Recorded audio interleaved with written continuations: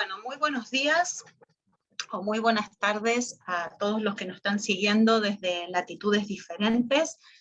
Muchas gracias por estar aquí en la presentación del libro Familias y Redes Sociales, Cotidianidad y Realidad del Mundo Iberoamericano y Mediterráneo, editado por la editorial iberoamericana Beurbert y coordinado por los doctores Juan Jesús Bravo Caro, Rosalba Loreto López y quien les habla.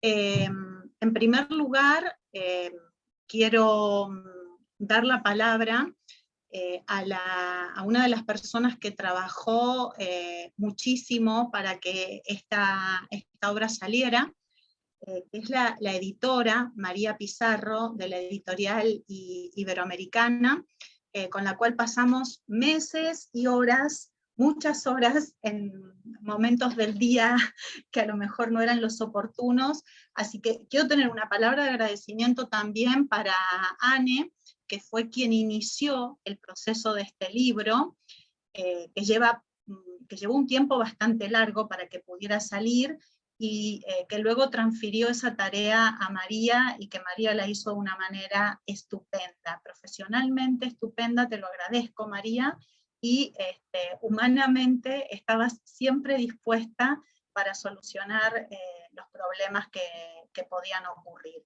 Gracias a ella se aceleró el proceso de edición y el libro fue presentado en la FIL, en la Feria del Libro de México, así que bueno, todo mi agradecimiento hacia ti en especial y hacia la editorial iberoamericana. Así que te doy la palabra. Bueno, buenas tardes a todos, muchísimas gracias por asistir. Bueno, gracias Sandra, yo solo hice mi trabajo, pero te agradezco es verdad que las horas se nos iban un poco, pero bueno, creo que eso ya forma parte de la vida hoy día, ¿no? No hay nada ya que se quede dentro de su horario laboral, que ya no sé lo que significa eso, así que bueno. Bueno, yo hablo en nombre de Iberoamericana, o sea, estoy hablando también en nombre de mis compañeros y por supuesto de Anne, que fue la que inició el libro y efectivamente me transfirió. Somos en la editorial, nos andamos pasando los libros como churros, en función de las afinidades de cada uno, ¿no? Yo cuando digo la palabra México suelo intentar saltar a coger el libro porque tengo una relación personal con el país. En principio queríamos, en nombre de la editorial, darte las gracias por confiarnos el manuscrito. Sabemos el trabajo que hay detrás de cada manuscrito como editorial académica que somos, sabemos el estrés, las horas robadas al sueño, las horas de estudio, detrás de cada línea y de cada artículo, por eso los tratamos con mucho cuidado. Una buena parte de los editores de Iberoamericana venimos del lado académico, así que somos muy conscientes de lo que hay detrás, del esfuerzo y bueno, y de las horas de biblioteca, ¿no? Entonces, bueno, pues sí, intentamos tener mucho cuidado tanto con los autores como con lo que han escrito, ¿no? Con mucho respeto. Y te damos las gracias por apreciar ese trabajo porque tú lo has apreciado. Este libro nos interesó desde el principio por dos motivos esenciales.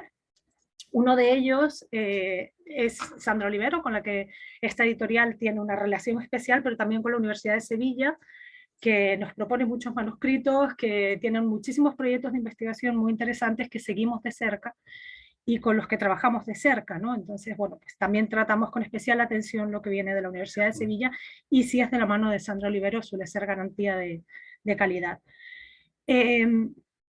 Por otro lado, este libro lleva casi lo que decimos en iberoamericano, nuestra firma all over.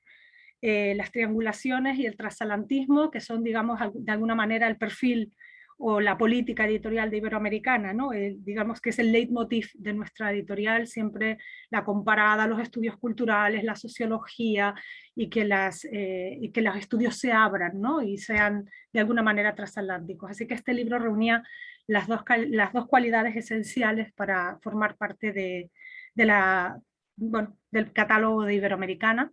Así que bueno, por nuestra parte nada más, muchísimas gracias a todos ustedes por confiarnos el trabajo, por hacer el esfuerzo ante todos los requisitos que íbamos pidiendo, y bueno, de manera personal, muchas gracias Sandra, porque ha sido un placer trabajar contigo y aquí estoy para la siguiente.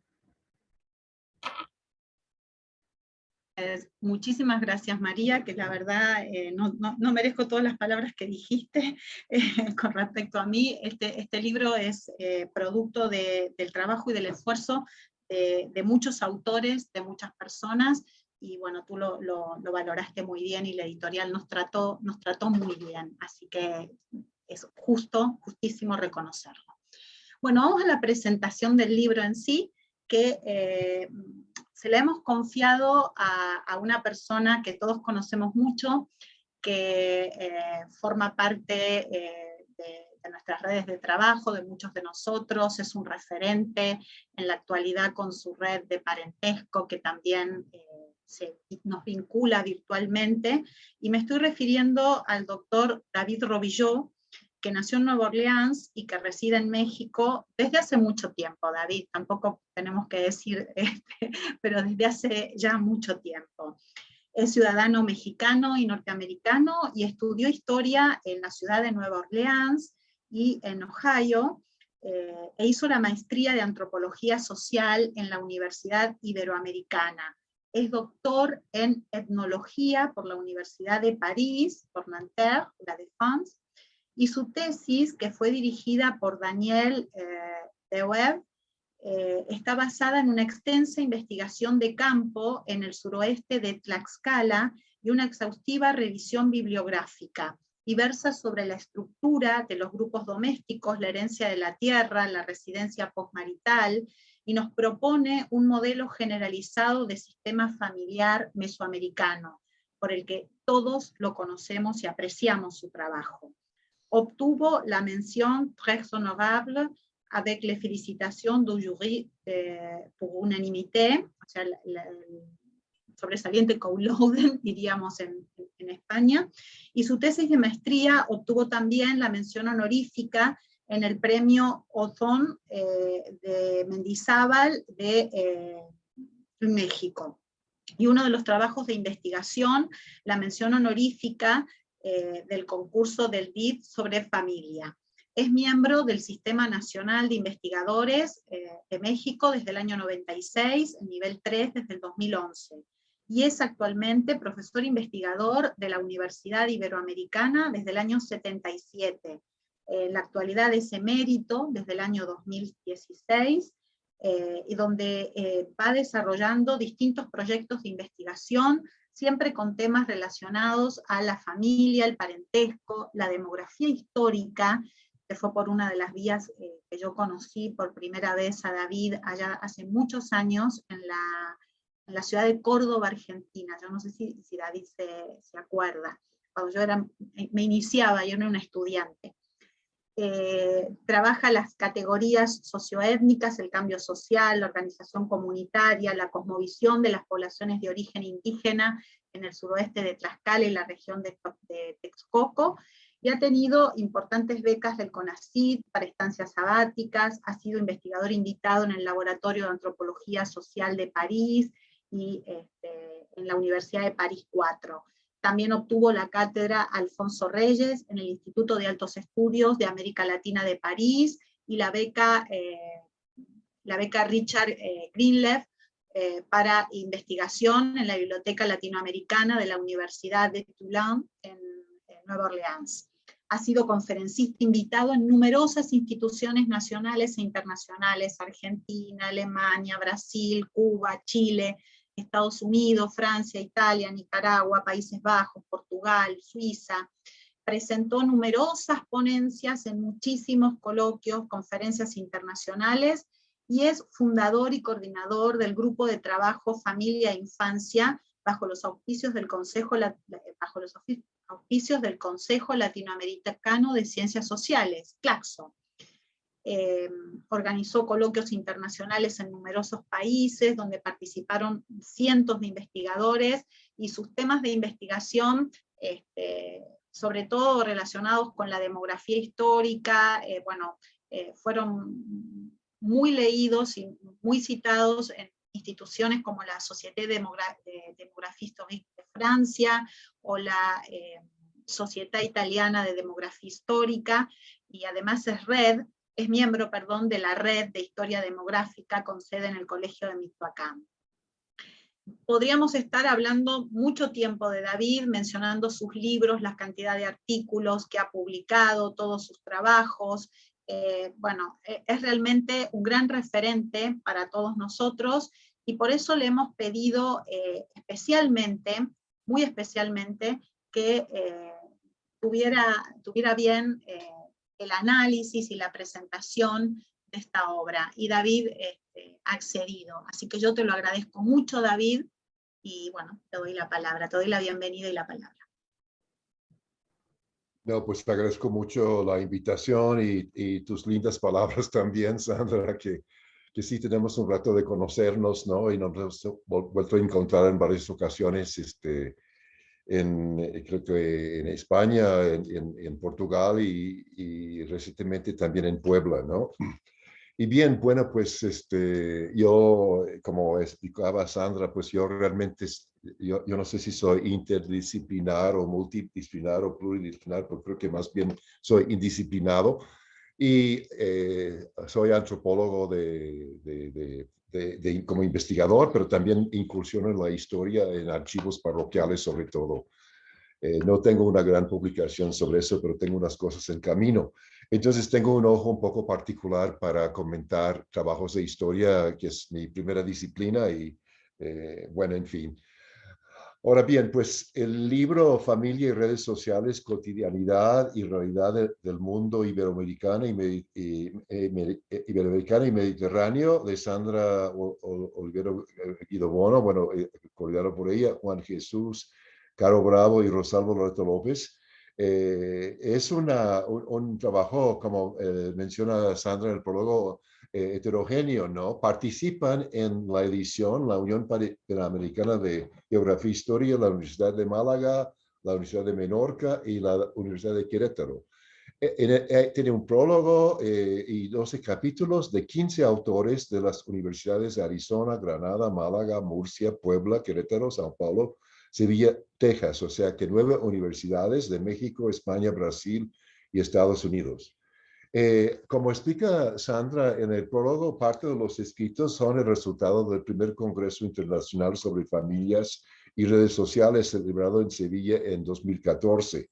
En aquella ocasión se debatieron junto con los mayores especialistas en estos dos grandes ejes temáticos, la familia y las redes sociales. Y también, digamos, que da continuidad a este grupo de investigadores es el Seminario Permanente de Familias y Redes Sociales, Etnicidad y Movilidad en el Mundo Atlántico, que constituyó un punto de encuentro y debate para que estos trabajos se organizaron, ¿no?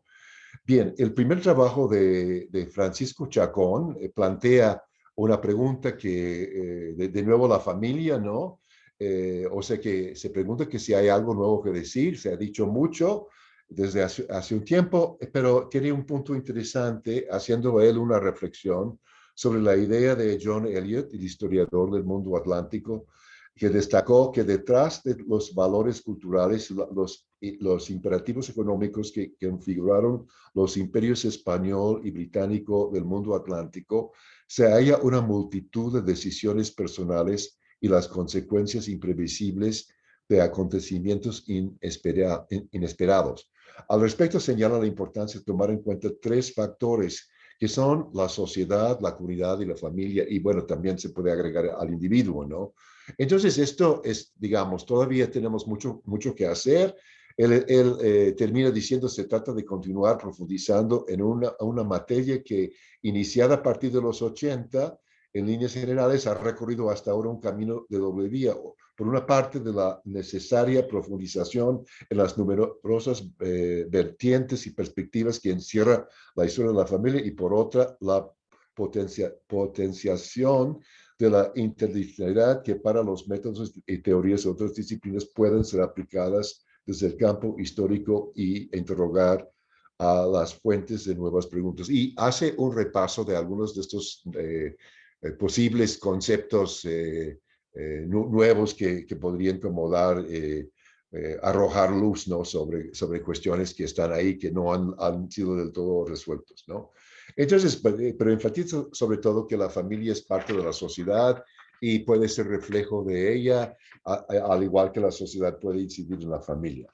El segundo texto que encontré sumamente interesante, de Ann Twynham, de la Universidad de Texas, Sexualidad, Legitimidad de Género en España y en América, siglo XVIII, la comparación. Bueno, creo que es muy importante este trabajo porque ha habido una tendencia, sobre todo en antropología en un tiempo, desde los 40 y 50, de unir el mundo mediterráneo como área cultural con América Latina.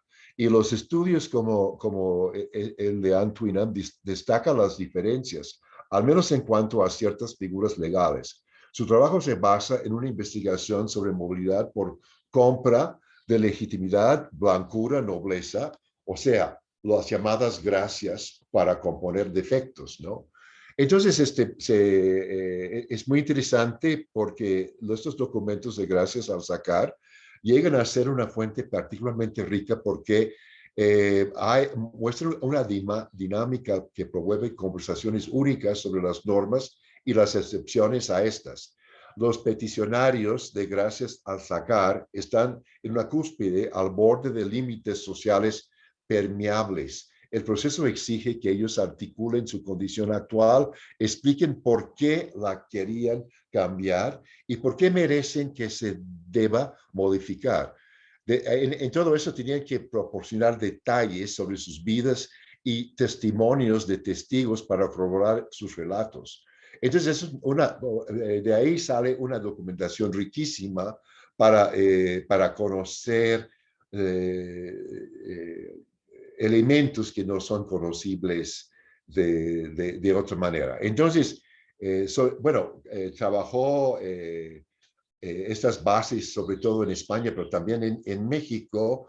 Entonces, las comparaciones revelan una serie de diferencias importantes que yo les recomiendo que lean eso. Algunas de estas cosas están en otros libros de la autora, pero me parece como muy interesante para mostrar cómo la misma figura legal en dos contextos diferentes confrontaban con situaciones muy diferentes, ¿no? ¿Sí?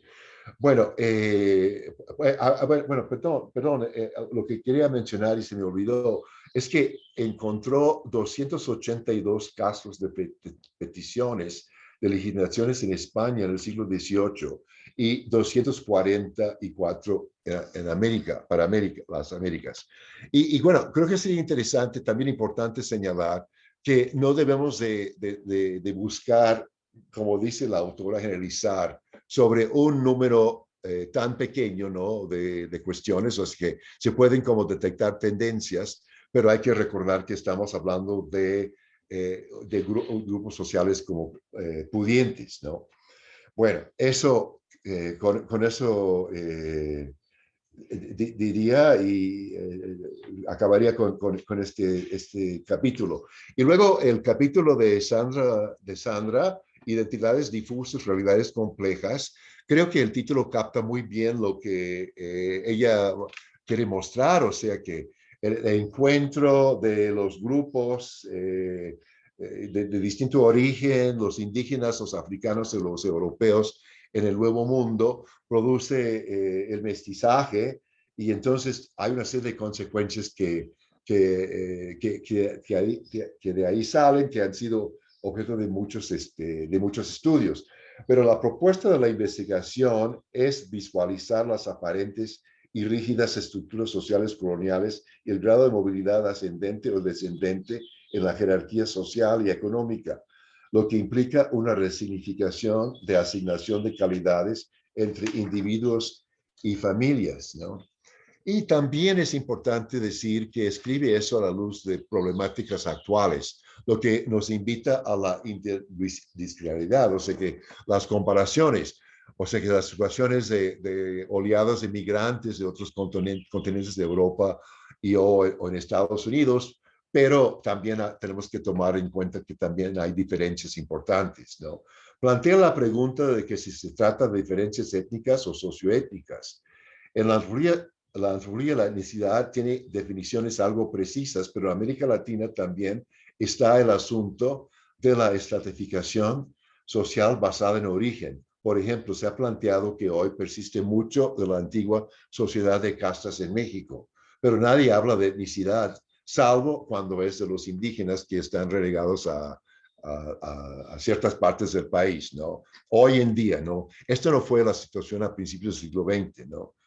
Además, el concepto de etnicidad en México, en antropología, es un concepto muy reciente que surge como en los años 90 y no es generalmente aceptada. De modo que yo creo que, bueno, hace una discusión de cómo el término raza era algo que tenía un sentido totalmente diferente cuando se hablaba de mala raza o de raza al inicio de la colonia. No tiene nada que ver con los conceptos pseudocientíficos o científicos de raza de fines del siglo XIX, principios del XX.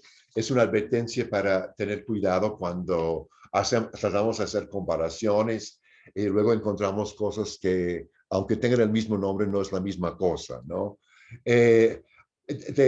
Bueno, la cuestión, la palabra difusa, ¿no? Es una palabra muy adecuada que yo para describir la situación que ella, Sandra, hace, y usaba el término fluida, ¿no? O sea, que las fronteras fluidas o difusas entre las castas. Después de una revisión de trabajos importantes sobre esta cuestión en México, como sobre todo el término de la familia pluriétnica de David Carvajal, el trabajo de Norma del Castillo, de Gustavo González y de Chantal Clamacel, nos lleva al mundo de Buenos Aires, ¿no? En el siglo XVIII y a dos parroquias donde encuentra fenómenos muy similares a aquellos que fueron encontrados en México. O sea que personas que en un momento de su vida aparecen como español, pero luego son pardos, varía de acuerdo con, no estamos muy seguros qué, o no, o sea, no se puede tampoco ver una tendencia totalmente ascendente. Entonces, Sandra plantea la pregunta de por qué de estas cosas, que sí, estrategias de negociación o fluctuaciones de ciclos vitales familiares, y también hay una frase pequeña pero muy importante, o la desidia del cura, ¿no? Creo que es algo muy importante a tomar en cuenta todo eso, porque por mi experiencia revisar situaciones de este tipo en una parroquia mexicana, tengo la idea de que le importaba muy poco al cura, ¿no? Qué casta era la gente, ¿no? Le importaban otras cosas, o no era una cuestión importante, quizás porque en la misma sociedad tampoco era importante, en ese preciso lugar, ¿no? Y de ahí tampoco podemos revisar, pero el señalar esto creo que es muy importante. La existencia de familias cuyos miembros fueron asentados con diversas calidades o que modificaron su identidad a lo largo de su vida puede deberse en parte a la desidia o el interés de los párrocos más interesados por el cuidado espiritual de su feligresía y por el número de almas a las que socorrer que el celo de anotar su origen y procedencia, ¿no? Yo creo que se puede pensar en estrategias, no hay que excluir eso, pero también hay que decir, quizás pues, realmente no le importaba. Pero nuevamente creo que un estudio particular ayuda a reflexionar y ojalá que este estudio de Buenos Aires, de dos parroquias de Buenos Aires, y los estudios mexicanos al respecto, animen otros en América Latina sobre este tema, ¿no? Sí, bueno, pues y luego sigue el trabajo de Carlos Bacelar, que ha trabajado en distintas investigaciones sobre la familia esclava y al inicio de su trabajo afirma algo que me hizo pensar en discusiones que hubo en los años 70 sobre todo, ¿no? Dice que lo que encuentra en su parroquia, que es Nuestra Señora da Candelaria de la villa de Itu, situada en el llamado viejo oeste paulista, como a 100 kilómetros al oeste de Sao Paulo. Dice que hay parejas estables en uniones informales o en las que fueron bendecidas por la iglesia. Esto me hace pensar en discusiones sobre la supuesta inestabilidad y la matrifocalidad que se daban sobre todo en medios anglosajones en los 70 y los 80. y que algunos atribuían esos fenómenos a la esclavitud, al hablar del Caribe y de Estados Unidos. Claro está, la situación de la América portuguesa tendría sus particularidades, pero los datos de este estudio serían importantes si en algún momento se retomaron estas discusiones y las cosas tienden a volver, así es que no dudo que en un momento algunas personas van a comenzar a discutir estas cuestiones, ¿no? Bueno, sus registros abarcan desde, me parece que 1738.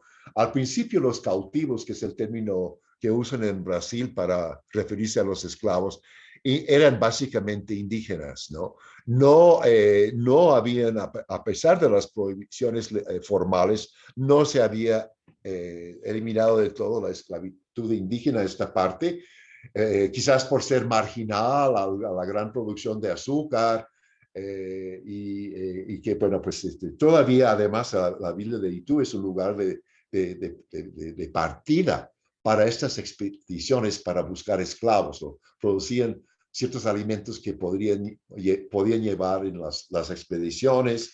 Y bueno, pero ya para mediados del siglo XVIII prácticamente desaparece la esclavitud de indígenas, ¿no? Y es interesante que Carlos señala palabras que intentan quizás ocultar la esclavitud, pero al mismo tiempo revelan, ¿no? Que hay ligas, ¿no? Entre estas personas esclavizadas, ¿no? Indígenas.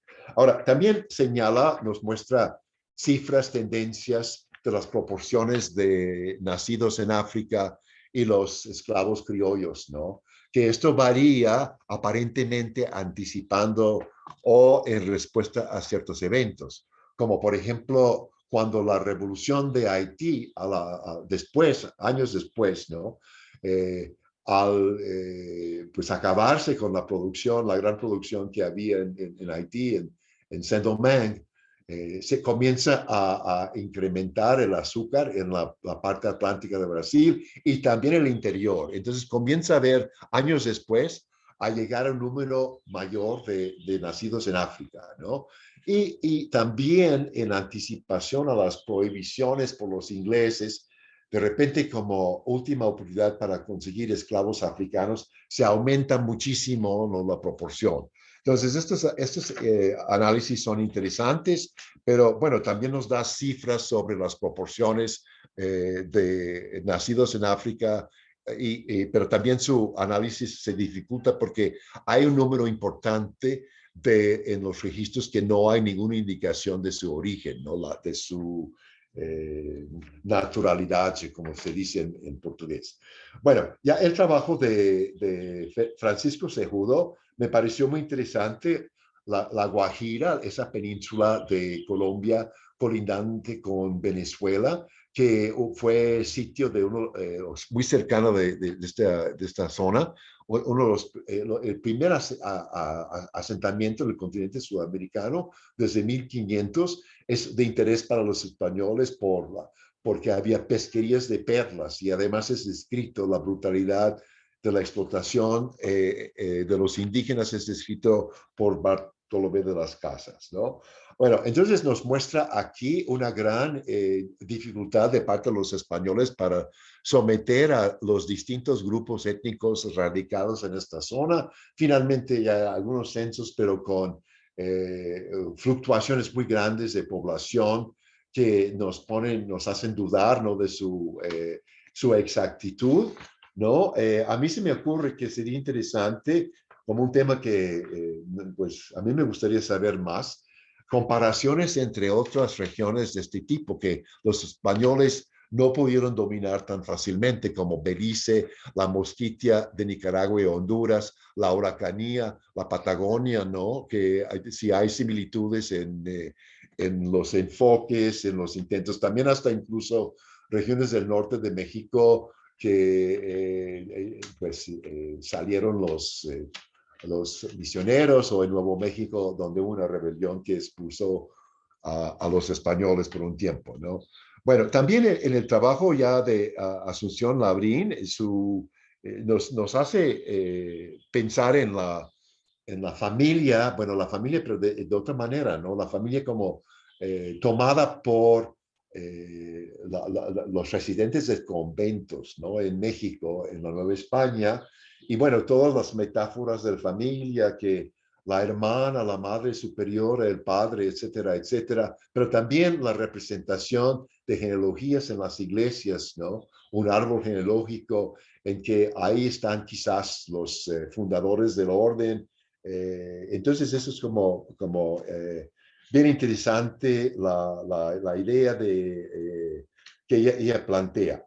Pero también dice que la familia en este caso es como algo que reemplaza el que hayan cortado lazos con sus propias familias. Pero el siguiente trabajo de Rosalba Loreto nos indica otra cosa, ¿no? Nos da el caso de la fundación del convento de San Bernardo en la Ciudad de México en el siglo, en la década de 1630. Y ahí se funda por el legado de rico mercader, que originalmente tenía 60,000 pesos oro para obras pías y para los pobres, pero sus albaceas decidieron fundar un convento, ¿no? Pero hay un pleito con este convento porque en la elección de otro convento de Regina Coeli estaba muy peleada la elección para la abadesa, y entonces el grupo ganador consistió en las nietas del marqués de Salinas y el perdedor parientes del marqués de Cadereyta. Inconformes, contaban con el apoyo de compañeras y otros grupos. Entonces ellas van y fundan el nuevo convento, ¿no? Sí, o sea que aquí estamos viendo como un pleito entre miembros de la élite, ¿no? Conducen a algo, o sea que el parentesco no está olvidado una vez en el convento. Y además, la autora nos presenta varias genealogías, ¿no? Detalladas que implicaron la consulta de archivos parroquiales, aquellos que están en línea por Family Search, para mostrar la posición y la parentela de algunas de las monjas, algunos que profesaron ya fundado el convento. Bueno, pues entonces esto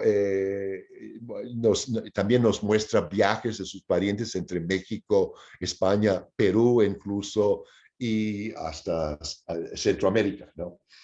El siguiente artículo es un trabajo sobre la obra sobre el juez Juan de Villabona, que fue superintendente del Gran Desagüe de Huetoca, que esto fue una gran obra de ingeniería para sacar agua del Valle de México, ¿no? Y esto fue hecho en un tiempo muy corto, más o menos en 8 meses, por 1608-9, ¿no? Pero en 1629 cae un tremendo aguacero que deja la Ciudad de México inundado bajo entre 1 metro, metro y medio, 2 metros de agua durante 5 años, un gran desastre. Hay descripciones muy interesantes que reporta el autor de todo ese embarco. Se vuelve como Venecia, y entonces esta gran obra que fue hecho por un ingeniero de origen alemán, conocido como Enrico Martínez, que era Heinrich Martin, ¿no? Toda su obra es contestada por el juez Villabona, ¿no? Que finalmente es destituido, bueno, pues muera en la miseria. Él se queja de que esta obra nada más requería dinero, y además la cerraron durante la inundación porque estaba hecho en un tipo de tierra no muy firme y se caía según el ingeniero. Bueno, eso es un trabajo, me pareció como muy interesante, ¿no? Bueno, digo, sigue el trabajo conjunto de Cecilia del Socorro Landa Fonseca, que desafortunadamente ya no está con nosotros para esta presentación, y un colega de ella, Francisco Iván Hipólito Estrada, hablan de la indisciplina y la deslealtad en la fundación de milicias, ¿no? Milicias que fueron pagadas, ¿no? En la década de 1830 por el Cabildo de Querétaro, ¿no? Y la dificultad que tienen en organizarse, también el papel que juegan en revueltas, en sublevaciones, en el momento de un intento de uno de los intentos, bueno, un primer intento de reformas liberales, ¿no? Que atacaba a la iglesia, ¿no? Bueno, también sigue el trabajo también de dos investigadores de la Universidad de Querétaro, que es sobre diplomáticos porfiristas en época de Porfirio Díaz en Madrid. Habla de la movilización, el porfiriato, el intento de extender relaciones con el mundo, de cómo componer todas las dificultades que se dieron con la ejecución de Maximiliano. Nos resalta sobre todo el papel de Vicente Riva Palacio, un literato que fue ministro plenipotenciario en Madrid durante muchos años, que participó mucho en la vida cultural de Madrid, la vida cultural literaria, y que ayudó a fortalecer una serie de relaciones de derechos de autor y intercambios culturales, ¿no? Bueno, sigue ya el penúltimo trabajo, es sobre la población morisca deportada y la repoblación de la serranía de Ronda, 1568-74. Eso es muy interesante porque el área pierde como 50% de su población, aún con el repoblamiento, que no es un reponer totalmente la población antigua morisca. También hay algunos datos interesantes sobre el tamaño medio del grupo doméstico, hasta, bueno, características de los nuevos pobladores. También un dato interesante como el hecho de que algunas mujeres también recibieron lotes, generalmente eran viudas de soldados, pero también había el caso de una hija de viuda, hija de soldado, como una especie de dote, ¿no? Bueno, pues finalmente, bueno, también el último trabajo es el papel de Málaga en la defensa del sur mediterráneo. Esto es de José Villena Jurado, ¿no? Y bueno, dice que consumada la reconquista sigue siendo una frontera viva el flanco sur. Los españoles establecen una serie de presidios o fortalezas en el norte de África, y Málaga se erige una plaza fuerte, muy importante a defenderse contra incursiones de bereberistas, como dicen, pero también contra los ingleses y holandeses. Bueno, ya para cerrar, yo creo que es importante señalar que el contenido del volumen va mucho más allá de la familia y las redes sociales, ya que nos ofrece resultados e investigaciones que aportan conocimientos sobre aspectos de las sociedades del mundo atlántico que enmarcan familia y redes. Como lector e invitado a comentar esta obra, encontré un número de investigaciones particulares que me esclarecieron cuestiones en distintas épocas, en lugares principalmente España y México, pero también Brasil, Argentina y Colombia. Así es que no me queda otra cosa que felicitar a los autores, a los coordinadores del libro, y recomendar a los presentes a adquirirlo para conocer estas investigaciones. Muchísimas gracias.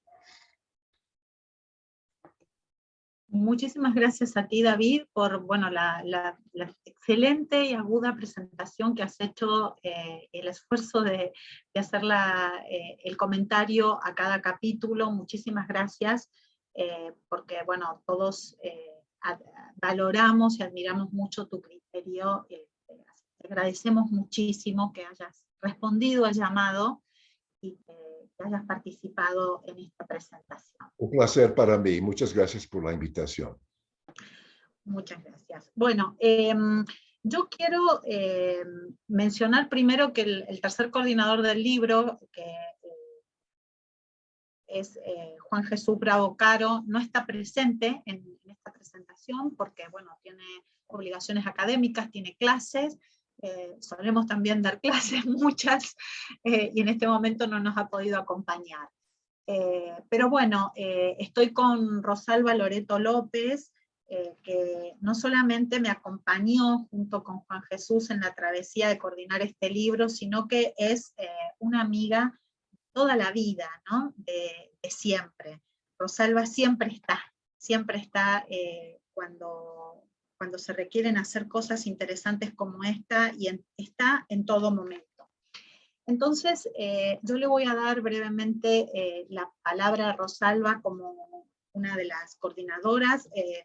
Todos la conocen, pero Rosalba Loreto López es profesora investigadora del Instituto de Ciencias Sociales y Humanidades de la Benemérita Universidad Autónoma de Puebla.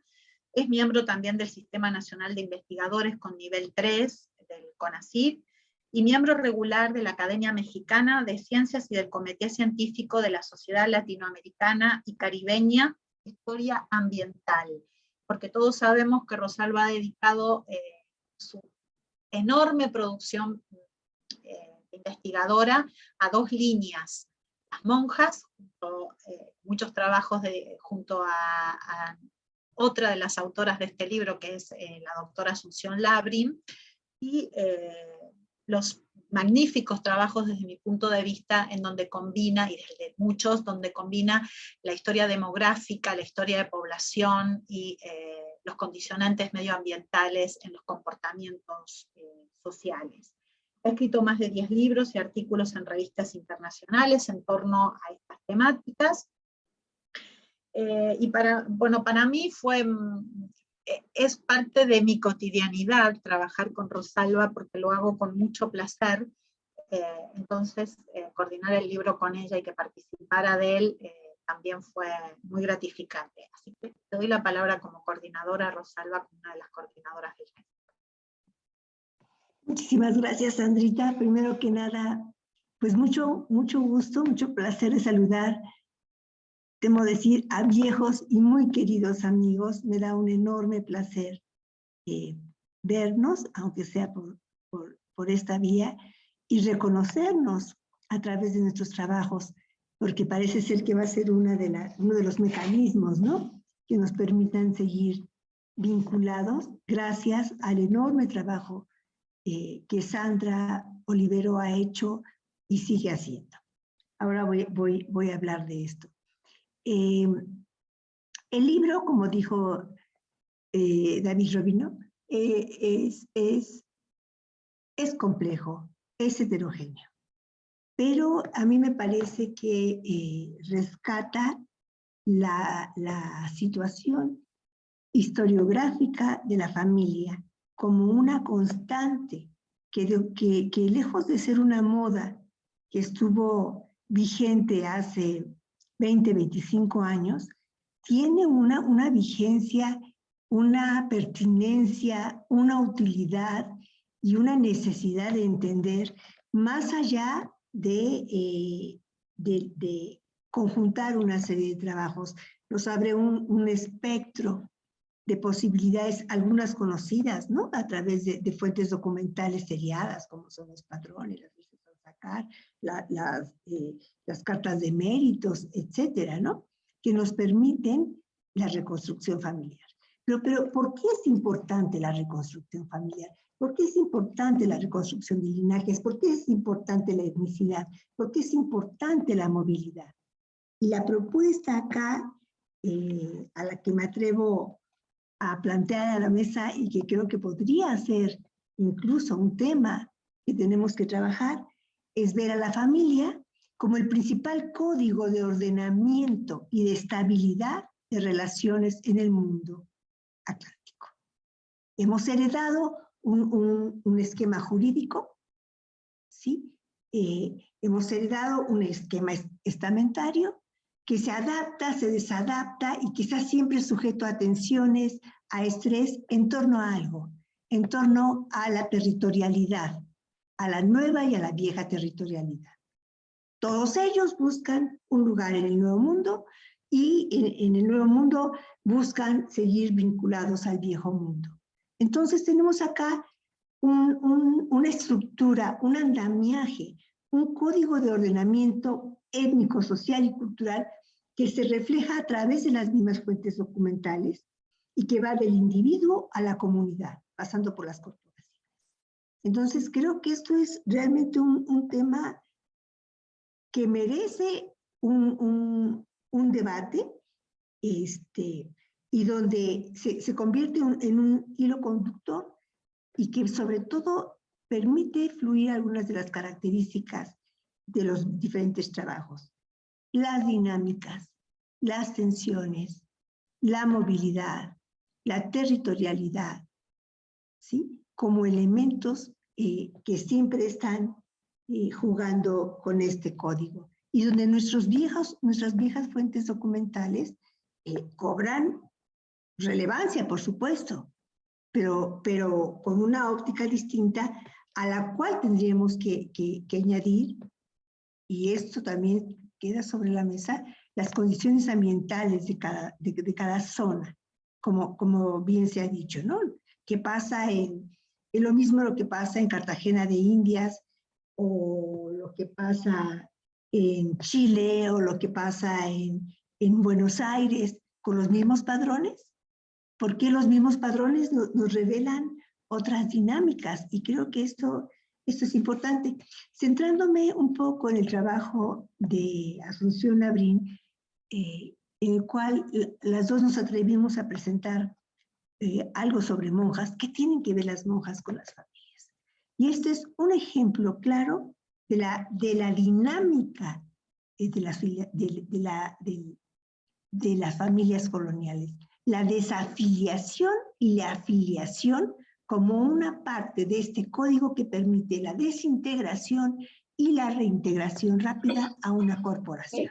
Creo que esto es importante, como la misma Asunción habla de los árboles genealógicos y habla de las órdenes masculinas, habla también de otra cualidad de trabajar a las familias, que es la flexibilidad. Y centrándonos en la familia religiosa, finalmente se emula el nacimiento de una orden. Estamos hablando de la instauración de las órdenes regulares en el siglo XVI en Nueva España y en el resto de América, ¿sí? En donde es necesario hablar de genealogías. No venimos de la nada, somos órdenes reformadas. Y pareciera ser que América se descubre para estas órdenes reformadas. No es casual el franciscanismo o que las órdenes carmelitas e incluso las capuchinas fructifiquen. Somos otra realidad de una misma condición, que también está pasando en España. ¿Y la flexibilidad en qué consiste? Bueno, si estamos rompiendo con los lazos familiares para ser sacerdotes, para ser religiosos, para ser monjas, hay que recomponerlos rápidamente. Y entonces ellos se casan con la iglesia y ellas se casan con Cristo. Entonces estamos viendo, esto es a nivel de un ejemplo, ¿no? Pero como este ejemplo de descomposición y de recomposición, tenemos pues que analizar los contextos socioambientales que permiten la proliferación de determinadas moléculas, de determinados nodos, en los cuales la familia tiende a ser la estructura fundamental sobre la cual nosotros medimos los comportamientos. Creo que esto abunda un poco e invita a una reflexión en torno a este grupo heterogéneo de trabajos que va desde lo que hizo Julián con el estudio de Enrico Martínez. O sea, ¿qué tiene que ver esto con familia? Pues tiene que ver con que el medio ambiente también tiene que ser dominado, también tiene que ser controlado. ¿Para qué? Para territorializarlo, para conquistarlo, o para desterritorializarlo como un medio indígena y territorializarlo como un territorio colonial. Creo que es una reflexión que me ha permitido hacer esta nueva relectura de los trabajos que se reúnen en este volumen.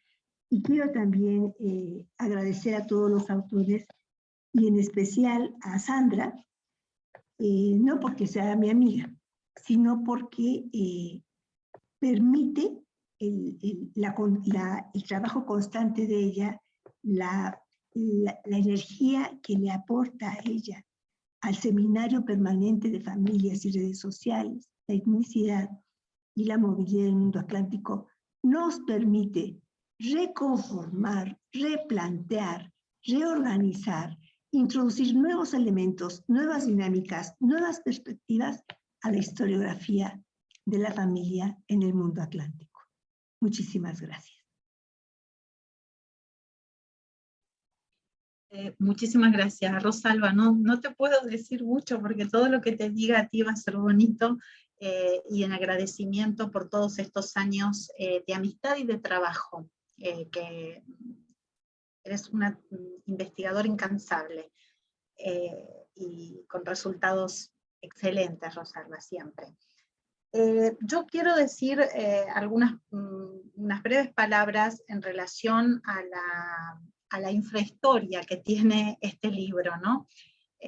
Porque, como mencionó David en su presentación, parte de estos trabajos de los que figuran aquí fueron resultados de aquel primer Congreso Internacional sobre Familias y Redes Sociales. Un grupo de investigadores enloquecidos por el estudio de la familia, de las redes sociales, de la cotidianidad, creó a través de un seminario que también surgió allá por el año 2013, el Seminario Permanente de Familias y Redes Sociales, Etnicidad y Movilidad en el Mundo Atlántico en la Universidad de Sevilla, pero que fue vinculando a otras universidades, ¿no? Siempre mirando a la otra orilla del Atlántico, siempre mirando a Iberoamérica, y incorporando desde el primer momento también al Brasil portugués. Por eso para nosotros era muy importante que este libro tuviera una representación, y por supuesto el profesor Carlos Batilar ha sido un excelente embajador en ese sentido. El seminario nos reunió en aquella ocasión, produjo trabajos importantes que hoy se ven reflejados aquí, y otra parte de estos trabajos fueron surgiendo de otras redes en las que la vida nos unió, como las redes temáticas de migraciones y globalizaciones que dirige Juan Jesús Bravo desde la Universidad de Málaga, o el Mediterráneo en conflicto durante el antiguo régimen y la época contemporánea. Por eso parte de la financiación, el aporte y el apoyo académico de este libro se debe a la Universidad de Málaga, que nos apoyó y nos acogió, y que tiene muy buenos representantes en este volumen. No puedo dejar de mencionar al Instituto Panamericano de Geografía e Historia, en especial la Comisión de Historia, porque también hizo posible la publicación de este ejemplar a través del proyecto PAT en el año 2020, del cual muchos de los que estamos aquí formamos parte en aquella ocasión, que es el de construcciones identitarias y segregación racial en Iberoamérica, desde la colonización a las independencias de los países latinoamericanos hacia la deconstrucción de una problemática global, donde ya muchos nos planteábamos en el 2020, y ya lo estamos haciendo en el 2022 con un proyecto nuevo que ya está en marcha, todo este tema que David comentaba sobre las identidades difusas, confusas, profusas, la resignificación de esas identidades en esa biodiversidad geográfica, física, humana y cultural que es nuestro querido continente americano. Yo tengo que agradecer a todos los autores que participaron, a cada uno de ellos, no los voy a mencionar porque ya David Robilló los mencionó, a cada uno de ellos, pero necesito hacer una mención especial a la querida doctora Cecilia del Socorro Landa Fonseca, porque Cecilia apoyó mucho el proyecto de este libro, lo apoyó académicamente, confió en él, buscó el apoyo de la Universidad de Querétaro para que económicamente también saliera adelante, involucró a otra querida investigadora que es Margarita Espinosa Blas, que nos dio una enorme acogida, pero porque Cecilia hoy no está con nosotros físicamente, Cecilia no puede compartir esta alegría, ni nos puede estar mirando ahora con sus ojos verdes preciosos, pero estuvo muy pendiente de que este libro saliera. este es tal vez su último escrito, y entonces para mí va a estar guardado siempre, no solamente en estas páginas, sino también en el corazón, ¿no? Bueno, vaya mi recuerdo a Cecilia, enorme, donde nos esté viendo, porque seguro estará contenta del producto final que tenemos. Y esto se menciona en el prólogo del libro, es también un homenaje a ella. Yo quiero agradecerle a Margarita Blas, le quiero agradecer también a la familia, a Paco y a sus hijos, y a una de las personas que está aquí en este panel, que es Marco Antonio Peralta, que fue alumno de Cecilia, que estuvo en Sevilla haciendo estancias y que, bueno, que va a ser uno de los encargados de que Cecilia siempre esté con nosotros. Así que quería rendir este homenaje a ella, porque sé que estaría muy contenta, muy orgullosa de eso. Es momento de que le demos espacio breve a algunos autores. ¿Te parece, Rosalba, que algunos autores nos cuenten algo? Bueno, entonces, al primero que querría estar con nosotros, pero por una cuestión personal, de salud, pero que está muy bien, no puede estar hoy, es Francisco Chacón Jiménez. Paco Chacón, para todos los que lo conocemos, ¿no? ¿Yo qué puedo decir de Francisco Chacón Jiménez? Bueno, es que tengo una historia además personal con cada uno de ellos, ¿no? Fue miembro de mi tribunal de tesis, está siempre que lo convoco, es decir, Francisco Chacón Jiménez es catedrático emérito de Historia Moderna, y en el año 1982 fue un referente porque codirigió creando el Seminario de Familia y Élites de Poder, siglos XV al XIX, en la Universidad de Murcia.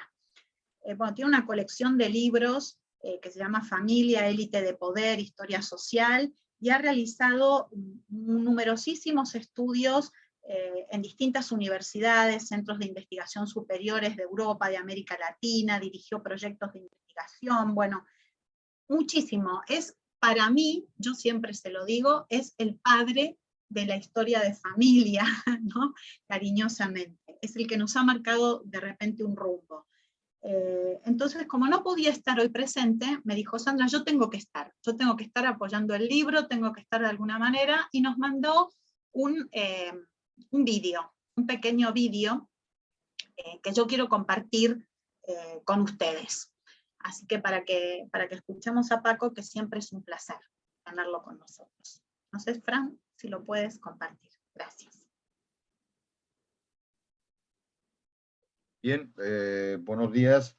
Es para mí un honor y un verdadero placer participar en la presentación de esta obra en la que contribuí allá por el año 14 en el seminario internacional que se llevó a cabo bajo la dirección de la profesora Sandra Olivero.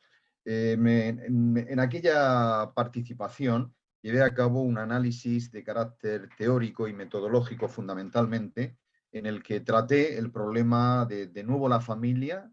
No, es la sociedad. Reflexiones y nuevas orientaciones sobre las familias en perspectiva comparada. En este contexto, yo también quería brevemente indicar y agradecer las palabras del presentador, del profesor David Robichaud, a quien conozco desde hace bastante tiempo y que compartimos también algunas experiencias conjuntamente con el seminario permanente sobre familia y cambio social que llevamos a cabo en el Instituto Marinelo de la ciudad de La Habana, hace ya algunos años también. En cualquier caso, mi reflexión parte sobre todo de una pregunta, o dos preguntas clave. En un mundo globalizado, ¿qué interés puede tener la comparación entre los países del mundo atlántico, dadas sus enormes diferencias? ¿No caminamos más bien hacia una homogeneización en los comportamientos, como si se tratase de una línea recta de carácter tautológico, en la que, igual que un día se fue extendiendo la revolución industrial y el control de la natalidad, también conoceremos en países de América Latina la interrupción legal de la gestación, la maternidad subrogada o los matrimonios del mismo sexo? Yo creo que tras estas preguntas comienzo a darme respuesta tras la excelente obra comparativa del profesor John Eliot, Imperios del Mundo Atlántico, o las obras más concretas que yo mismo llevé a cabo junto con el profesor Irigoyen y la profesora Eni de Mesquita y Teresa Lozano, Sin distancias, familia y tendencias historiográficas en el siglo XX, fruto de un proyecto europeo que se llevó a cabo en Ciudad de México y en Murcia, o bien la obra de Pablo Rodríguez, conocida sobre la familia en Iberoamérica 1550-1980. En estas obras la perspectiva comparativa suele ser, en líneas generales, un análisis en profundidad, con una declaración de intenciones, pero también una aportación de estudios empíricos importantes. Yo me gustaría ir, y lo he hecho en la obra, y en esta reflexión sintética en la que aporto algunas de las conclusiones que se pueden leer en el texto, dar un paso adelante al respecto.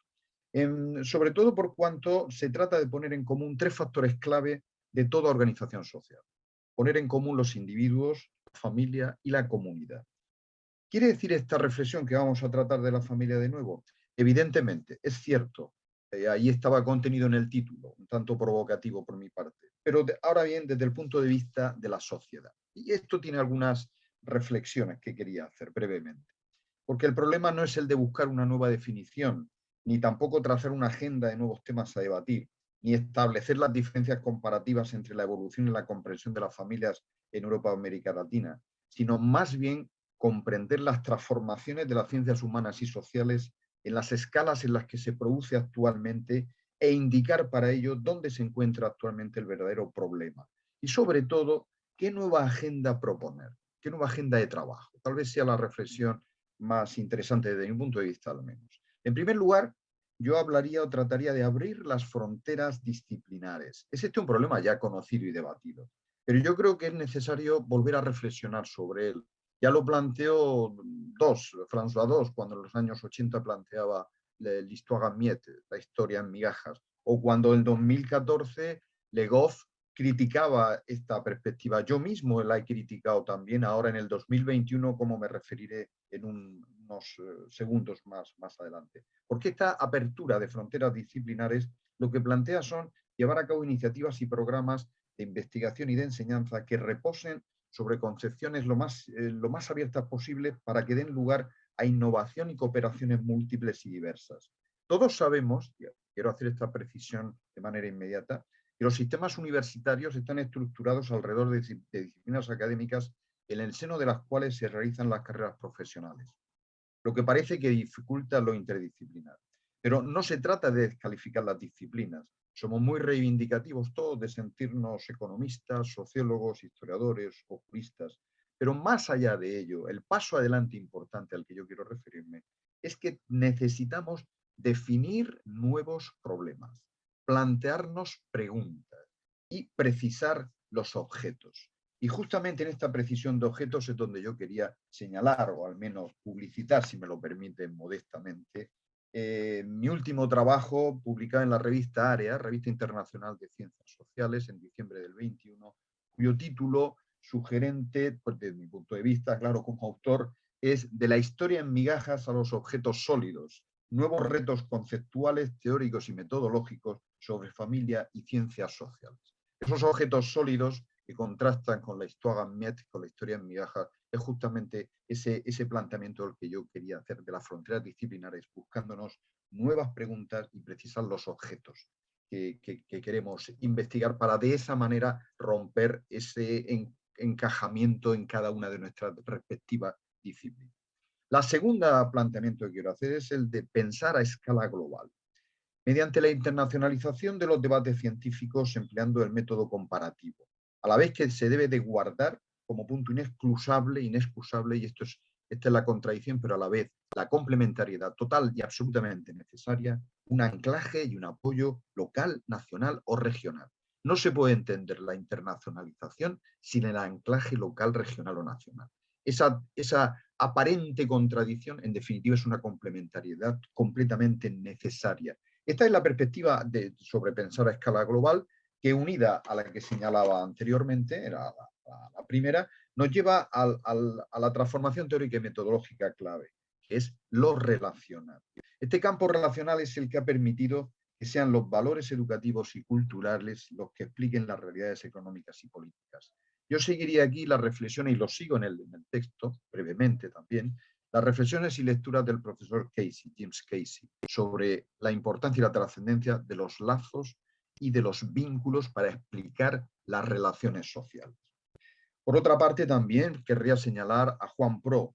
Juan Pro, excelente autor, quien planteaba la necesidad de un cambio de enfoque que supere las deficiencias de la historia social tradicional, para lo cual proponía partir del análisis de las personas, de los individuos y de las relaciones sociales, considerando que los grupos profesionales o las clases deben ser más bien el punto de llegada que un dato establecido a priori.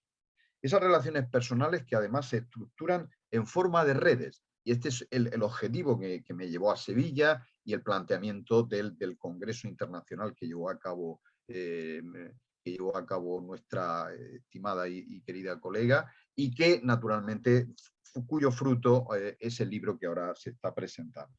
Redes de relación a partir de lazos familiares, parentesco artificial, compadrazgo y redes clientelares, lo que pone de manifiesto la fuerte vinculación existente entre la historia política, entendida como sistema de relaciones sociales, y la historia de la familia a partir de los individuos y de sus biografías personales y ciclos de vida.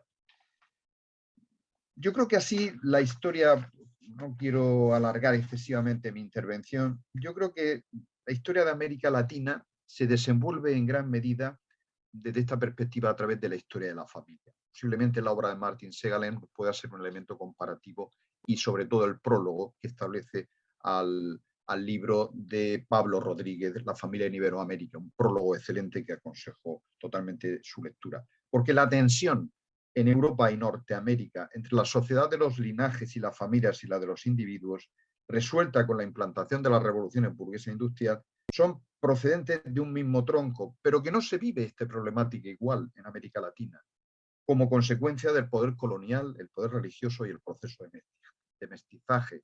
Además, por otra parte, en una perspectiva comparativa, cuando en Europa del Norte e Inglaterra la familia entra en un proceso de reducción, en Iberoamérica se produce su ampliación. Sin embargo, siempre las familias y en ambos espacios, pero con procesos muy distintos, serán básicas y fundamentales para entender la organización social.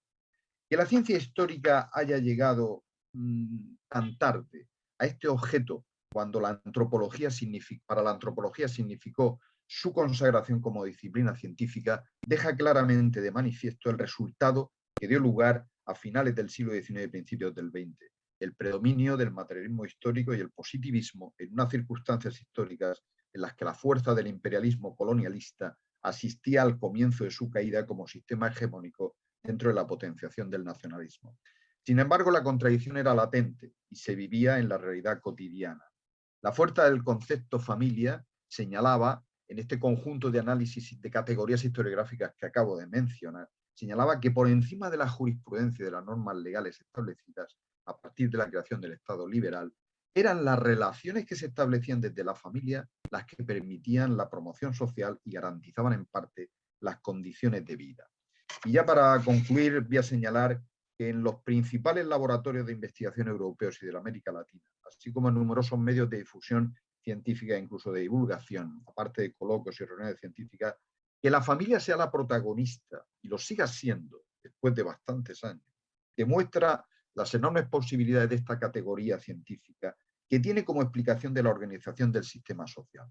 Por otra parte, la división del objeto histórico le ha favorecido notablemente, ya que los análisis sobre herencia, transmisión de la propiedad, matrimonio, infancia abandonada, movimientos migratorios, historia de género, historia de mujer, análisis de grupos sociales, especialmente de las élites y de las sociedades dominantes, o miembros de la administración, o bien de la burguesía, los mercaderes, del campesinado, o bien personal marginado, han puesto de relieve la necesidad de partir y de contar con el proceso familiar como pilar básico para la comprensión y el análisis de esta problemática conjunta. Y una vez dado ese paso importante, realmente llegar a un análisis comparativo. Complejo lo que en unos breves minutos les he trasladado. Creo que mi texto, de manera probablemente más sencilla que mis propias palabras, les puede ayudar a comprender esta parte del libro en este capítulo. Sobre todo, lo importante es el conjunto de la obra que da un paso científico muy adelante. Muchas Muchas gracias.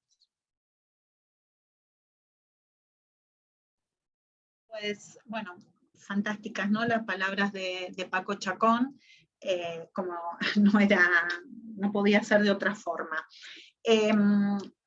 Dándole la palabra a algunos autores, para mí es importante, y fue importante siempre, que formara parte de nuestros equipos de trabajo, de investigación, de esta publicación, Brasil portugués, ¿no?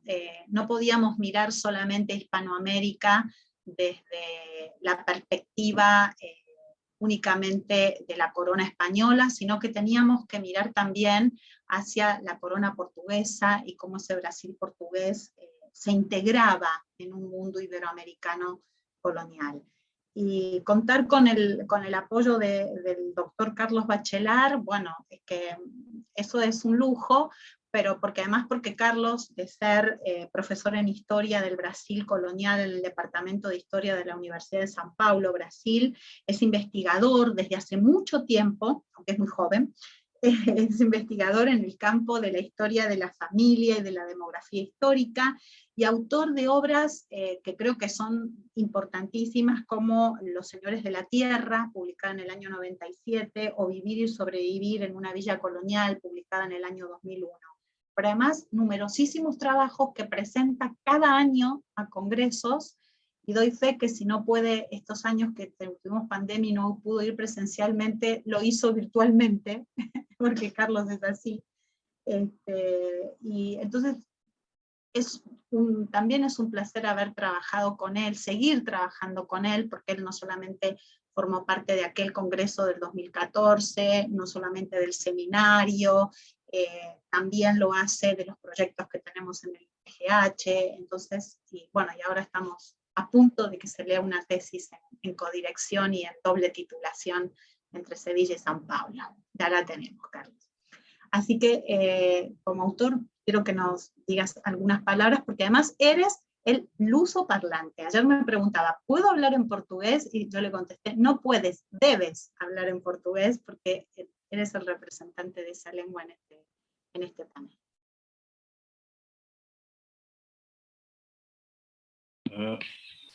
Bom, boa tarde a todos, muito obrigado. É um prazer enorme estar aqui com vocês, em meio a tantos amigos, e também uma grande honra estar participando desse volume que é visivelmente bastante interessante dentro da sua heterogeneidade, né? Eu gostaria de dizer apenas algumas palavras sobre o meu trabalho, que resultou aí nesse artigo, né? Há muitos anos, eu venho trabalhado com a história da família escrava, né? Eu comecei a minha carreira com a família de elite, mas agora eu trabalho com a família escrava, ou tento trabalhar, né? Porque todos nós sabemos que trabalhar com população escrava nunca é fácil, né? Embora nós tenhamos muitos bons resultados de investigações sobre a população escrava, seus contingentes, sua composição demográfica, a família ainda tem sido muito pouco estudada, né? Porque os documentos são difíceis de se trabalhar, e no caso do Brasil, é um país de clima tropical, embora hoje eu esteja aqui com 5 graus de temperatura, passando frio, mas é um país tropical, onde a documentação, de uma maneira geral, é mal preservada, né?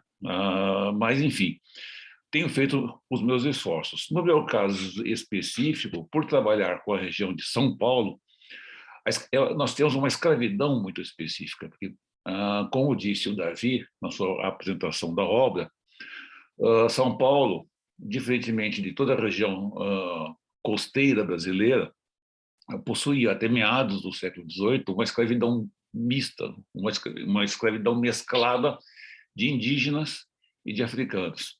Então, isso impõe vários problemas para nós tentarmos reconstituir essas famílias e entender um pouco a dinâmica dessa população, né? Há um grande debate sobre a capacidade de reprodução vegetativa dessas famílias, né? Nós sabemos que ela não é suficiente, ela está longe de ser suficiente para permitir que a agricultura avance sem recorrer ao tráfico atlântico de escravos. Porém, o difícil é justamente identificar essas famílias, né? E as famílias mescladas de indígenas e africanos é um fenômeno que, até onde eu sei, pelo meu conhecimento da historiografia da família brasileira, eu sou o primeiro e o único que tenho trabalhado com isso. Mas é muito interessante perceber que essas famílias se uniam, né? Por outro lado, eu tenho também trabalhado bastante, ao tentar analisar a família escrava, com o compadrio, ou o compadrazgo, em castelhano. Ou seja, entender como que esses escravos construíam redes de compadrio entre eles, né?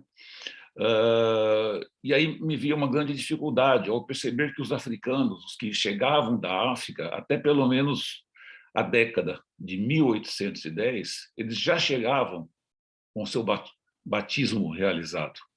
Isso significava que os seus padrinhos haviam ficado na África, ou seja, eles não construíam uma rede de solidariedade através do compadrio, do compadrazgo, porque ela foi feita, a cerimônia foi realizada de uma maneira absolutamente burocrática. E por uma razão que eu ainda não consegui entender muito bem o porquê, a partir da década de 1810, todos os batismos passam a ser realizados dentro da propriedade escravista, né? Muda-se completamente o perfil da realização dessa cerimônia, e eu estou buscando entender o porquê disso. E com isso eu estou construindo isso, tem sido resultado de alguns trabalhos meus, buscar entender que tipo de padrinhos esses escravos desejavam, né? E eu percebo que há uma diversidade de opções. Há escravos que buscam livres como padrinhos, há escravos que buscam outros escravos como seus padrinhos, ou padrinhos de seus filhos.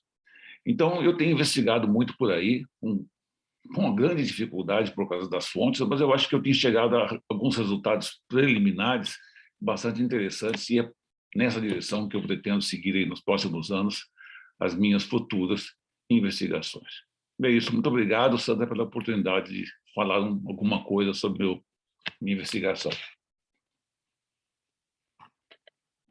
Gracias a ti, Carlos, gracias a ti siempre también por estar, por participar, por responder siempre a nuestras convocatorias. Ya estamos casi concluyendo. Faltan dos autores que quiero que quieren dar la palabra.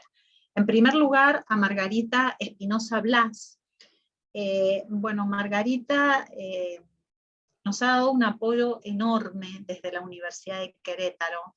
Ha sido el lazo que ha establecido Cecilia, académico, pero que terminó siendo también un lazo de compañerismo, de trabajo y de amistad, ¿no? Margarita Espinosa Blas es licenciada en Historia por la Universidad Michoacana de San Nicolás de Hidalgo, maestra y doctora en Estudios Latinoamericanos por la Universidad Autónoma de México, y en el 2020 obtuvo el premio Genaro Estrada de la Secretaría de Relaciones Exteriores por su estudio de las relaciones entre México y Cuba durante el Porfiriato. Sus líneas de investigación enmarcadas en los estudios de América Latina, las relaciones México-Cuba, la historia de la prensa mexicana y la historia de la nación, y a su vez pertenece a varias asociaciones de estudios sobre el Caribe, historias de la prensa y del periodismo. Margarita ha estado muy pendiente también, dándonos el apoyo económico y académico desde la Universidad de Querétaro, y ha sido, como dije, después de que ya no tuviéramos a Cecilia con nosotros, nuestro lazo más directo con la Universidad de Querétaro, y le tengo un gran afecto, una gran admiración por su trayectoria investigadora y un gran afecto personal. Así que gracias, Margarita, también por confiar en nosotros, por participar en este monográfico y por estar hoy.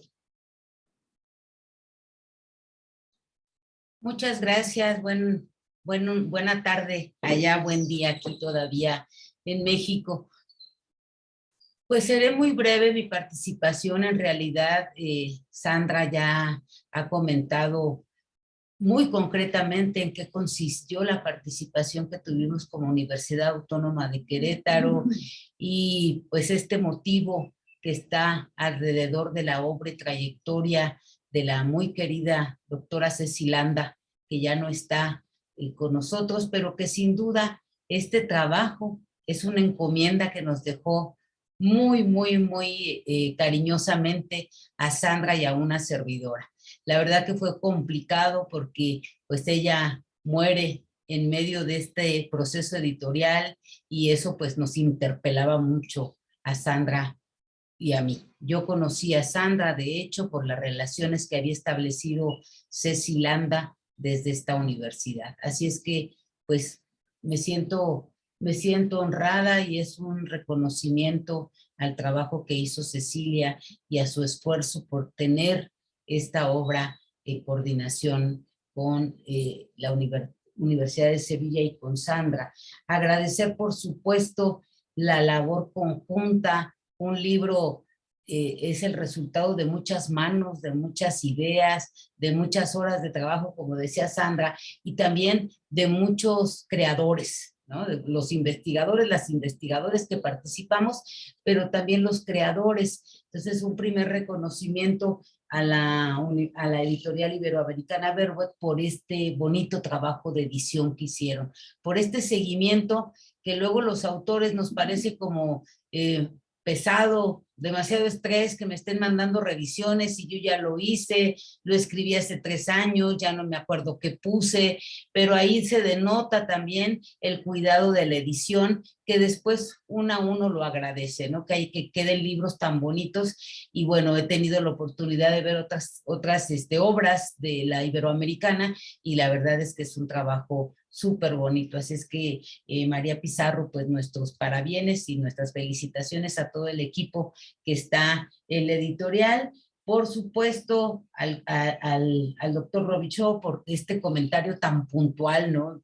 Generalmente se hacen comentarios como muy panorámicos de la obra y él se detuvo en los artículos señalando también cuál es el motivo historiográfico, el motivo de reflexión que los une alrededor del concepto de familia. Y por supuesto no tenía el gusto de conocer a la doctora Rosalba Loreto. Doctora, pues un gusto verla en este espacio y pues un gusto saber de toda su trayectoria, eso sí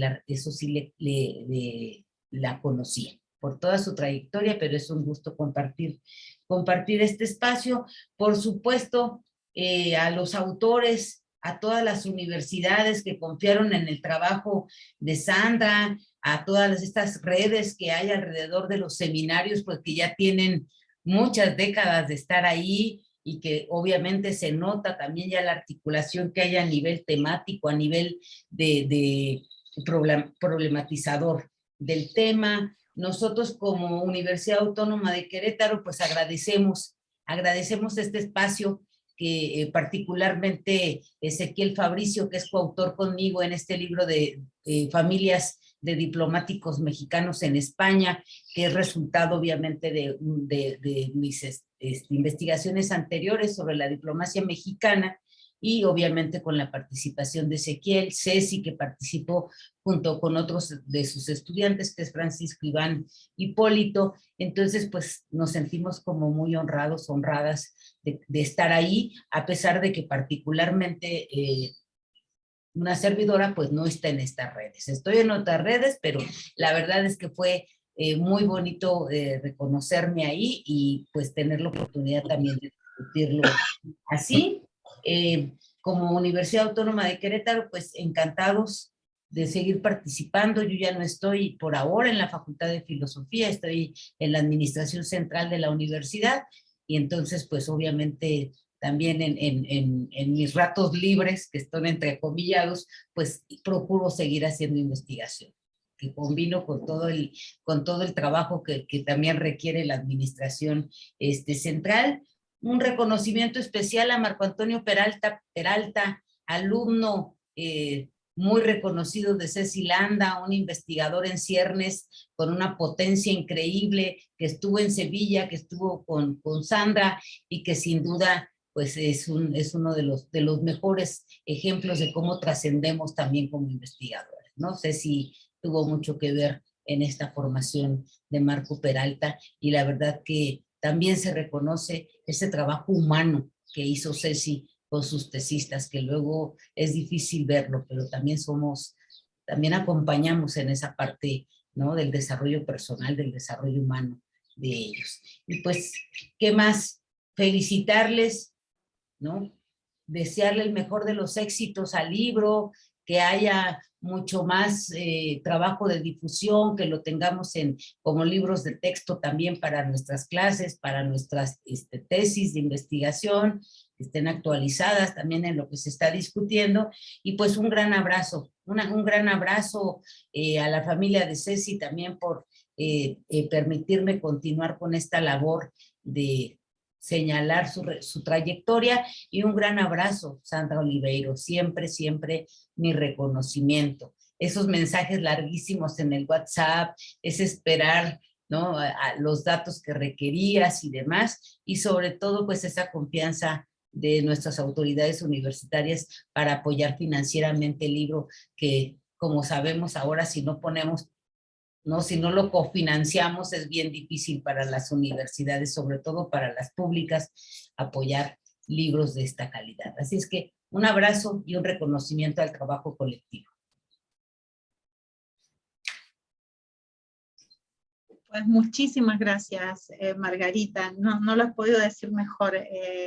Y bueno, yo creo que sí, que es la labor que nos dejó Cecilia, y además la amistad que nos marcó, ¿no? Para que vengan trabajos futuros también. Muchas gracias, de verdad. Margarita señalaba recién que uno de nuestros trabajos como profesores e investigadores, no solamente la investigación, sino también la formación de tesistas, acompañarlos en la tesis, y que ella prestaba mucha atención a esa parte humana, ¿no? Entonces, para mí, ahora es un placer enorme cerrar este acto con la presentación del doctor Julián Ruiz Rivera, porque él es el ejemplo de esto que acaba de decir Margarita conmigo. Él ha sido mi maestro, mi director de tesis, y me ha acompañado no solamente académicamente, sino humanamente, en muchos momentos de mi vida, ¿no? Bueno, fue el primero que se enteró que estaba embarazada, entre otras cosas, así que entre muchas otras, mi hija ya tiene 17 años, pero de verdad Julián me acompañó siempre. Bueno, el doctor Julián Ruiz Rivera es emérito del Departamento de Historia de América de la Universidad de Sevilla. Ha pronunciado, es burgalés, esto es importante porque él siempre lo dice de dónde viene, es burgalés.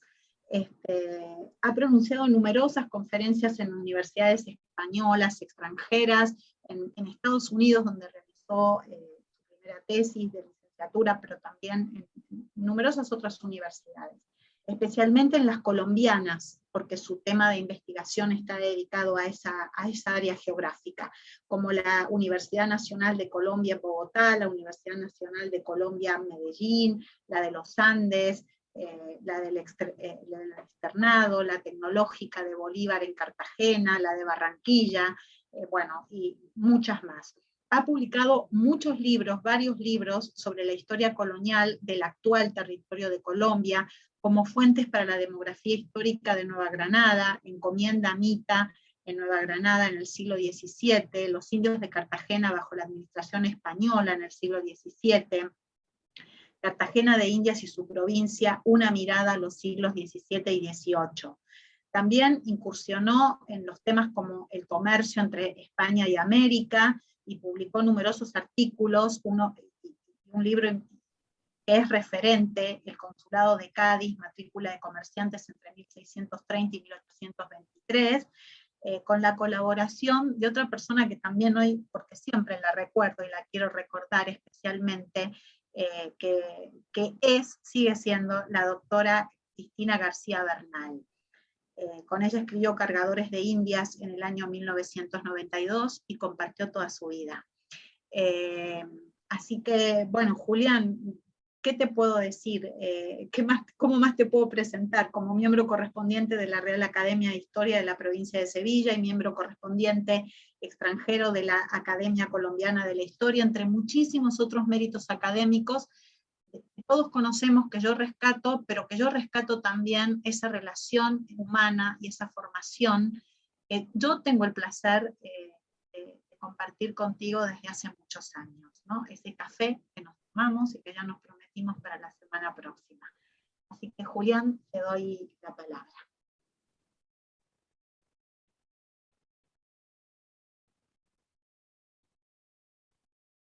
¿Sí?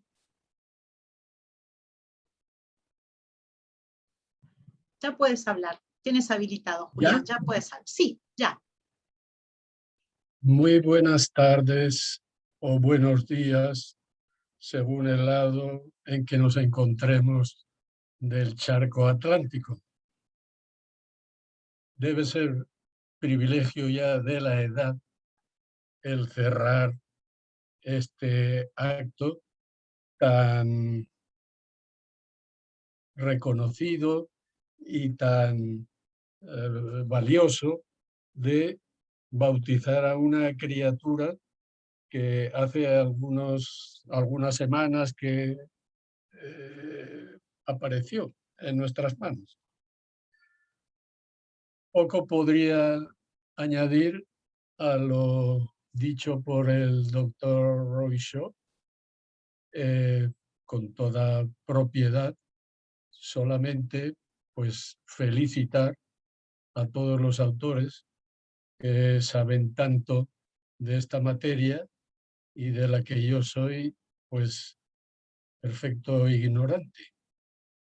En ese sentido, diríamos que mi trabajo es el verso suelto del libro, porque trata un asunto que poco tiene que ver con la familia, a no ser que lleváramos hasta el extremo eso de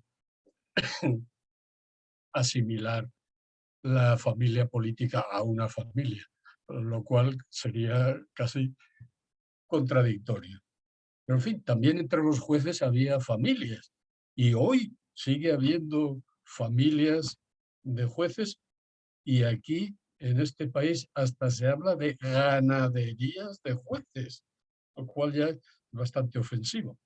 Pero en fin, solamente pues felicitaros a todos, especialmente a aquellos que han llevado el peso de la edición, Sandra, Rosalba, Juan, y bueno, esperar que no acabe todo aquí, sino que siga produciendo este seminario, ¿verdad? Nuevas obras. Y con eso, pues creo que podemos dar por concluido este acto. Pues muchas gracias, Julián. En realidad les quiero agradecer a todos. Quiero dejar también muy presente a la Universidad de Málaga, que también ha contribuido desde el punto de vista económico en la edición del libro, pero también con todo un apoyo académico a través de uno de los coordinadores, del coordinador, en esta paridad de género que también tenemos en la coordinación del libro, que es Juan Jesús Bravo Caro, un querido amigo también, que está metido en todos estos líos que armamos de redes y de grupos de investigación, y donde él también nos vincula, ¿no? Entonces, mi reconocimiento a Juan Jesús, a los autores malagueños que forman parte de esta obra, Pilar Ibáñez, que no puede estar acá porque está dando clases, Fernando Cejudo Lozano, que sí nos estaba acompañando, muchas gracias Fernando, y también, cómo no, a José Villena. Bueno, a todos ellos, a la Universidad de Málaga y a todos ustedes, a los autores, muchas gracias otra vez a la Editorial Iberoamericana, muchas gracias María, y bueno, esperemos que la obra les sea de utilidad, que de consulta en sus investigaciones, en las de sus tesistas, y que esto circule porque en definitiva nosotros parimos libros para eso, ¿no? Para que nuestras ideas circulen y que se debatan y que se discutan en un ámbito de diálogo crítico y constructivo. Y quiero cerrar esto también agradeciendo a Francisco Anaya, que es el que mantiene todo y está sosteniendo toda esta parte logística para que podamos haber realizado este acto de presentación hoy dentro del marco del segundo Congreso Internacional sobre Identidades, Inclusión y Desigualdades, Miradas Cruzadas, que se está realizando en estos días, el día de hoy y mañana. Así que bueno, muchas gracias queridos colegas y queridos amigos, todos los que están allí, y también querida familia, porque mi padre también está conectado desde Argentina, así que le mando un beso grande. Bueno, muchas gracias. Y nos vemos pronto.